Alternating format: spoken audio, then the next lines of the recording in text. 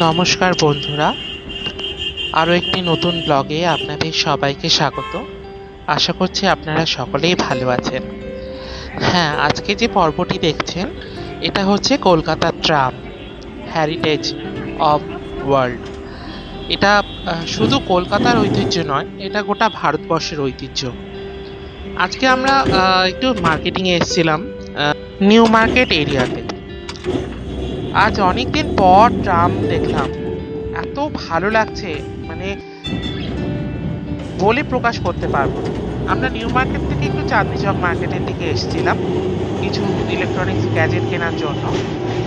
আর আজকে আমরা চারজনই এসেছিলাম, আমি, আমার দিদি, জামাইবাবু আর পুচকি। তো বাড়ি ফেরার পথে একটু রাত হয়ে গেছিল। প্রথমে ভাবলাম আমরা বাস ধরে যাব বা মেট্রো ধরবো। তারপরে দেখলাম হঠাৎ করে 25 নম্বর ট্রামটি আসছিল লেনিন সরণি হয়ে এসপ্ল্যানেড টু গড়িয়াহাট। আর বুঝতেই পারছেন, ট্রামে ওঠার একটা আলাদাই ভালোবাসা রয়েছে, ট্রামের প্রতি একটা আলাদাই নস্টালজিক একটা ভালোবাসা রয়ে গেছে সবার। আমি জানি না কতজন ট্রামকে ভালোবাসে, বাট আমি ছোট থেকেই ট্রামকে ভীষণ ভালোবাসি। যখনই আগে সুযোগ পেতাম তখনই ট্রামে উঠতাম। তখন তো অনেক ট্রাম ছিল কলকাতায়, এখন তো ট্রামের সংখ্যা একদমই নেই বললেই চলে, প্রায় কমে গেছে। তো হঠাৎ করে ট্রাম দেখতে পেয়ে আমরা ট্রামে উঠে পড়লাম। জানি একটু সময় বেশি লাগবে, কিন্তু ভাবলাম আবার ছুটির দিন, রাস্তাঘাট ফাঁকা রয়েছে, পৌঁছে যাব তাড়াতাড়ি, অসুবিধা হবে না। বাস উঠে পড়লাম ট্রামে। তারপরে ট্রাম এগোতে শুরু করলো। দেখুন, এগোতে এগোতে এই যে রাস্তার মাঝখানে ট্রাম লাইনের উপরে কিছু লোক গাড়ি রেখে দিয়েছে এবং ট্রাম কন্টিনিউয়াসলি বেল দিয়ে যাচ্ছে, তারপরেও তারা সরে না। মানে মানুষের এতটাই এখন মানে সেলফিশনেস বেড়ে গেছে, বা কি বলবো, কমন সেন্সের অভাব, যে এটা একটা ট্রাম লাইন, এখানে ট্রাম যাবে, গাড়িটাকে অন্য সাইডে পার্কিং করি তা না। কিন্তু কি বলুন তো, ব্যাপারটা হয়ে গেছে মানে আমাদের মতো কিছু সাধারণ মানুষ যারা জিনিসগুলোকে বোঝা সত্ত্বেও সেটাকে ওভারকাম করে চলে যায়, সেটাকে আমরা মানে সেভাবে গুরুত্ব দিই না। ট্রামটা যে এত সুন্দর একটি পরিষেবা, কোনো রকম বায়ু দূষণ নেই, শব্দ দূষণ নেই, এবং খুব সুন্দর কম ভাড়াতে গন্তব্যস্থলে পৌঁছানো যায়। কিন্তু এই যে মানুষ, আমাদের মতো কিছু সাধারণ মানুষ এবং কিছু বুদ্ধিহীন মানুষ রয়েছে যারা ট্রাম লাইনের উপরেই গাড়ি পার্ক করে রেখে দিচ্ছে, ভ্যান রেখে দিচ্ছে, মোটরসাইকেল পার্ক করে দিচ্ছে। তো যার জন্য কি হচ্ছে, ট্রামের রাস্তা ব্লক হয়ে যাচ্ছে। এবার স্বাভাবিকভাবে ট্রাম তখন যেতে পারছে না, আটকে পড়েছে, তাই না? ওই যে বাঁদিকে যেখান থেকে রাস্তাটা ভাগ হলো, বাঁদিকটা চলে গেল কলেজ স্ট্রিট হয়ে শ্যামবাজার, আর এই দিকটা চলে যাচ্ছে গড়িয়াহাট। আর যে সোজা রাস্তাটা যাচ্ছিল সেটা একদম মৌলালি হয়ে শিয়ালদা হয়ে রাজাবাজার। ওই রুটটা বন্ধ হয়ে গেছে, কিন্তু এই দুটো রুট এখনো চলে। তো এই রুটটা দিয়ে আমরা যাচ্ছি এখন। আমরা এখন বাড়ির পথেই যাচ্ছি। যেহেতু ঈদ আছে, ঈদের জন্য দেখুন রাস্তাটা ভিড় রয়েছে, ভালোই ভিড় রয়েছে রাতের দিকে। এখন রাত্রি প্রায় 9টা, 9:30 হবে, আমি ঠিক এক্স্যাক্ট ঘড়িটা সময়টা দেখে নিই, কিন্তু ভালোই ভিড় রয়েছে। যাই বলুন, ভিড় হোক আর খালি হোক রাস্তা, ট্রামে ওঠার মজাটাই অন্যরকম। কেন, ট্রামের প্রতি যাদের ভালোবাসা রয়েছে তারা সবসময় চাইবে, যতটাই সময় লাগুক না কেন, ট্রামের প্রতি একটা মানে অন্যরকম একটা অ্যাটাচমেন্ট রয়েছে। হ্যাঁ, আমার কথায় হয়তো অনেকেই সমর্থন করবেন না, কারণ স্বাভাবিক, মানুষের কাছে এখন সময়টার গুরুত্ব অনেক বেশি। কিন্তু আমি বলবো, যদি হাতে সময় থাকে একবার ট্রামে উঠে একটু ঘুরে দেখুন, সত্যি ভীষণ ভালো লাগবে। এই পুরনো কলকাতার পুরনো ঐতিহ্য, আমরা তো কখনোই চাই না এটা কলকাতার বুক থেকে অন্তত মুছে যাক। অনেকেই অনেক রকম প্রচেষ্টা করছে এটাকে মুছে দেওয়ার জন্য, আমি কোনো কন্ট্রোভার্সির মধ্যে যাব না। বর্তমান সরকারও চাইছে যে রাস্তায় এত ট্রাফিক জ্যাম হচ্ছে, এত মানে অসুবিধা হচ্ছে ট্রামের জন্য নাকি অন্যান্য গাড়ি ঘোড়া আটকে যাচ্ছে। কিন্তু দেখুন, আমরা যে যাচ্ছি রাস্তাতে, আজকে ফাঁকা মানে আজকে ছুটির দিন যেহেতু রয়েছে, অথচ রাস্তায় দেখুন অন্যান্য মানে ট্রাম লাইনের ওপরে ট্রামের থেকে মানে অন্যান্য গাড়ির ভিড় বেশি, যার জন্য ট্রাম যেতে পারছে না। কিন্তু প্রশাসন বলছে, পুলিশ বলছে নাকি ট্রামের জন্য নাকি গাড়ি ঘোড়া যেতে পারছে না, গাড়ি ঘোড়া আটকে যাচ্ছে। জানি না। এই যে রাস্তাটির উপর দিয়ে আমরা এখন যাচ্ছিলাম, রফি আহমেদ কিদওয়াই রোড এই রাস্তাটির নাম। যেহেতু ঈদ রয়েছে, মানছি আমি ঈদ রয়েছে, ভিড় আছে, কিন্তু দেখুন তা সত্ত্বেও আপনারা দেখতেই পাবেন রাস্তার দুধারে বিভিন্ন ধরনের গাড়ি পার্কিং করে রেখে দিয়েছে। আমি বলতে চাই প্রশাসনের তো এই জিনিসগুলো নিশ্চয়ই চোখে পড়া উচিত। তাহলে ট্রাম লাইনটা যদি ক্লিন থাকে, অন্তত এই যে রাস্তার দুধারে যে এত পার্কিং, এত গাড়ি ঘোড়া রেখে দিয়েছে মানুষে, এই যে পার্কিংটা যদি আজকে না থাকতো, রাস্তাটা যদি পরিষ্কার থাকতো, তাহলে অন্যান্য গাড়ি ঘোড়া যেতে সুবিধা হতো এবং ট্রাম লাইনটাও ক্লিন থাকতো, ট্রামটাও যেতে সুবিধা হতো। আমাদের এই রাস্তাটিতেই না করেও প্রায় মানে আপনার মল্লিক বাজার অবধি যেতে প্রায় 1 ঘন্টার উপর সময় লেগে গেছে। মানে মল্লিক বাজারও নয়, নোনাপুকুর ট্রাম ডিপো পর্যন্ত প্রায় 1 ঘন্টার মতো সময় লেগে গেছে। এত ট্রাফিক জ্যাম। দেখুন গাড়িগুলো কিরকম ভাবে পাস করছে। এই একটি ভ্যান গ্যাস সিলিন্ডার নিয়ে মাঝখানে, এইরকম একজন বাইকওয়ালা কিরকম বাইক নিয়ে জোর জবরদস্তি পার হচ্ছে। ট্রামকে বলছে আপনি থামুন। একটি লোক তো মানে হাস্যকর ব্যাপার, ওই ধারে একটি ডান দিকে একটি লোক বলছে কি দাদা একটু ট্রামটাকে বাঁদিকে নিয়ে চলুন। মানে অবাক, জানি না কোথা থেকে এসছে, হয়তো কোনো মফস্বল বা গ্রাম্য জায়গা থেকে এসেছে, হয়তো সে জানে না ট্রামের সম্বন্ধে। ট্রাম একটি ট্র্যাকের ওপর দিয়ে যায়, একটি লাইনের ওপর দিয়ে যায়, সেটাকে ডান দিক বাদিক করা সম্ভব হয় না। মানে তিনি উল্টে বলছেন ট্রামের ড্রাইভারকে। ট্রামের ড্রাইভার মানে অবাক হয়ে গেছে বিষয়টা শুনে। দেখুন কিরকম ভিড় রাস্তাতে, আর দুধারে গাড়ি রেখে দিচ্ছে, বড় বড় গাড়ি, বাইক। এই দেখুন একজন পুলিশ অফিসার, তিনি অলরেডি বিষয়গুলো দেখছেন। তিনি যে তার নিজের প্রশাসনের উচ্চপদস্থ আধিকারিকদের কাছে যে বিষয়গুলো জানাবেন, সেটাকে একটা ক্যামেরা বন্দি করে, বিষয়গুলো ক্যামেরা বন্দি করার দরকার নেই, কলকাতার সারা রাস্তাতেই সিসিটিভি ক্যামেরা রয়েছে, কিন্তু এই বিষয়গুলো কিন্তু তারা তাদের উচ্চপদস্থ আধিকারিকদের কাছে জানাবেন না। তারা নিজেরাও রুলস ব্রেক করছে। দেখুন কিরকম, তিনি দুটো ট্রামের মাঝখানে এসে তিনিও দাঁড়িয়ে গেলেন, মানে ট্রামটাকে আরো দেরি করানোর জন্য। এটা একটা মানে কলকাতা ট্রাম ভারতের কলকাতা শহরের একটি গুরুত্বপূর্ণ পরিবহন ব্যবস্থা। মানে এই জিনিসটা জানি না মানে বাঙালিদের মধ্যে দিয়ে হারিয়ে যাচ্ছে না মানুষের মধ্যে দিয়ে হারিয়ে যাচ্ছে, সেটা বোঝা বড় দায়। কেন সরকার বা প্রশাসন কেন ট্রামটাকে পুরোপুরি উঠিয়ে দিতে চাইছে আমি জানি না, কিন্তু আমি পার্সোনালি ভাবে এই ট্রামটাকে চাই যেন আরো বেশি বেশি করে ট্রাম কলকাতায় চলুক, ট্রামকে মডিফিকেশন করা হোক। বিদেশে যেরকম সুন্দরভাবে ট্রাম যে চলছে, এত সুন্দর সুন্দর ট্রামের পরিষেবা রয়েছে, বিদেশেও এত ভিড় রাস্তাতেও ট্রাম পরিষেবা রয়েছে, ট্রামগুলোকে মডিফাইড করা হোক। প্রয়োজন পড়লে বিদেশ থেকে কন্ট্যাক্ট নিয়ে বা বিদেশ থেকে ট্রাম কেনা হোক, বা সেখান থেকে কন্ট্যাক্ট নিয়ে ভারতবর্ষে ট্রাম তৈরি করা হোক, বা স্টেট গভর্নমেন্ট যদি না পারে সেটাকে সেন্ট্রালের হাতে তুলে দিক। কিন্তু আমি চাই ট্রামটা চলুক। এত সুন্দর একটি পরিবহন, এটি দেশের প্রথম ও একমাত্র পরিষেবা, এটি এশিয়ার প্রথম বৈদ্যুতিক ট্রাম পরিবহন ব্যবস্থা। এই ট্রাম পরিষেবা প্রথম চালু হয় 1873 সালে। প্রথমে ঘোড়ার সাহায্যে ট্রাম চালানো হতো, পরবর্তীকালে 1902 সালে বিদ্যুতের ব্যবহার প্রথম শুরু হয় ট্রামে। কলকাতায় ক্রমবর্ধমান ফ্লাইওভার, রাস্তা উন্নয়নের কারণে কয়েকটি ট্রাম রুট এখন বন্ধই করে দেওয়া হয়েছে। যেমন বেহালার ট্রাম রুট একদমই বন্ধ করে দেওয়া হয়েছে, সেখানে ট্রাম লাইন পর্যন্ত উঠিয়ে দেওয়া হয়েছে, ঠিক আছে, যেটা চোকা অবধি যেত।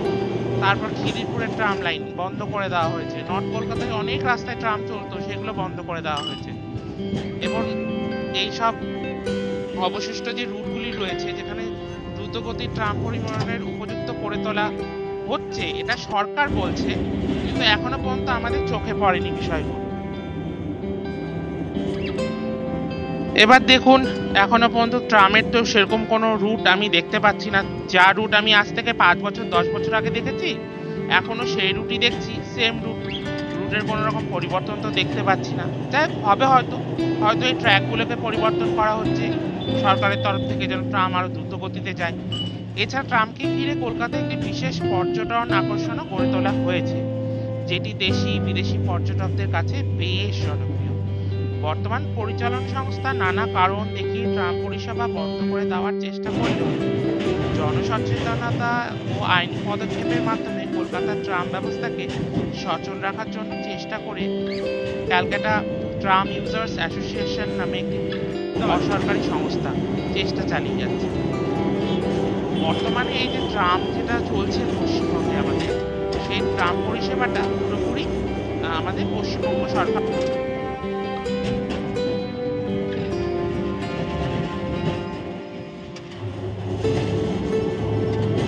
ট্রামের এখন বর্তমান লাইনের সংখ্যা যা রয়েছে তার মধ্যে 3টি চালু রুট রয়েছে এবং 25টি বন্ধ হয়ে গেছে। 3টি বলাও যাবে না, বর্তমানে 2টি চালু রয়েছে, কারণ এখন যে 29/36 যে ট্রাম রুটটা ছিল, যেটা টালিগঞ্জ থেকে বালিগঞ্জ যাতায়াত করতো, সেটা মাঝখানে মুদিয়ালির কাছে পাইপলাইনের সংস্কারের কাজের জন্য লাইনটি খোঁড়া হয়েছিল। কিন্তু তারপরে লাইনটি আবার মানে ঠিকঠাক করার পর সেখানে ট্রামের ট্রায়াল রান করা হয়েছিল, কিন্তু এখন আর ট্রাম চলছে না সেখানে। এবং টালিগঞ্জ ট্রাম ডিপোর যারা কর্মী ছিলেন তাদের বেশিরভাগকেই সবাইকে গড়িয়াহাট এবং অন্যান্য ট্রাম ডিপো, নোনাপুকুর, সেগুলোতে ট্রান্সফার করে দেওয়া হয়েছে। এখন বর্তমানে দৈনিক যাত্রী সংখ্যা ট্রামে প্রায় 15,000 চলে প্রতিদিন। এই ট্রাম মানে প্রথম যখন চালু হয়েছিল সেটা ছিল 24শে ফেব্রুয়ারি 1873 সাল। এটা বর্তমানে এখন পশ্চিমবঙ্গ পরিবহন নিগমের আন্ডারে রয়েছে।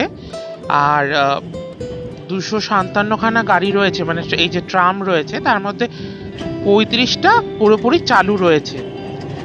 আর এর যে মোট যে ট্র্যাকটা বসানো রয়েছে কলকাতা শহরের মধ্যে, এখন বর্তমানে রয়েছে প্রায় 28 মানে টোটাল রয়েছিল 28 কিলোমিটারের মতো। তার মধ্যে এখন অনেক কম রয়েছে। এখন এক্স্যাক্টলি কতটা রয়েছে এখন সেটা বিষয়টা প্রপারলি আমার জানা নেই।